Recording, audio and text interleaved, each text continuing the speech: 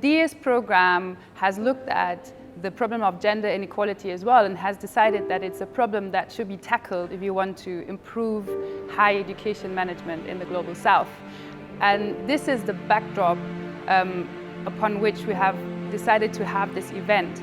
It's not the DAAD or the DAAD's program itself that has just decided to have the event. We have teamed up with women from Ghana and from West Africa to come together and decide what their needs are. And they have told us that they want to create a space for themselves where they can meet to exchange knowledge, to further their own knowledge, to build networks, to extend existing networks, and also to have the opportunity to further their skills, to further their own careers, but also carry the skills back to their own institutions to support women in their institutions, to eventually increase the number of women amongst all levels of higher education management, and also in all subject areas. So this is the reason why we are here. We have brought in around 90 women from all over Ghana, also a couple from West Africa who have joined us for this event, and I'm sure it will be a great success. We have fewer women in science, technology and mathematics related programs. And also when we want to talk about leadership position in academia, we really have few women occupying those positions as Vice Chancellor, Pro-Vice Chancellor, heads of department or deans. So they are all dominated by males. And we can see that we have more girls being educated these days, more girls going to school. But what happens? Why did they drop out as they go higher? Because after senior high school, going to the university, the number comes down.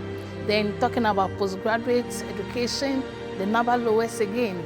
So what is the problem? There's a need for us to take stock, see what is going on. Then we come out with concrete measures to increase female enrollment in science-related programs and also encourage women to publish, women be able to go and further their education, do PhD, so that they can be able to occupy high position and also affect policy and decision making. Given the opportunity, women can deliver. And those that have been given opportunities have delivered. And those that are currently there are delivering. It's important to hear from others who have made it to the top, to understand how they overcame these challenges and to give us the courage to also forge ahead in spite of the challenges that we are confronted with. Very important that the DAAD is bringing together women from West African countries to discuss women in higher education. The DAAD, if possible, should continue funding events like this. There were over 1,000 responses to the call for applications, and this shows actually that there is a great demand for this sort of thing. So it would be good if DAAD and other funding agencies could continue making possible events like this. Particular workshop will help build the capacity of the women in academia. It will help them know that it is possible. They can also do it just like other people that have done it.